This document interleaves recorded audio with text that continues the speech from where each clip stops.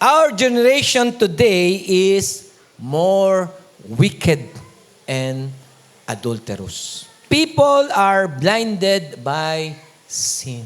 At dahil sa kasalanan, hindi na nila makita, di ba, yung katotohanan.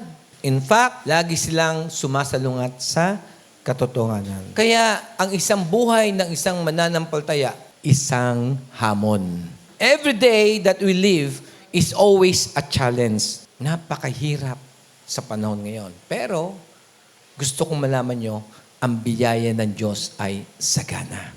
At sino ang nakakaranas niyan? Tayong mga mananampalataya. But, how to overcome? Number 1, pagiging matuwid ang ating pamumuhay. Kahit nakapaikot tayo sa mga taong masama, maaring mamuhay ka ng matuwid.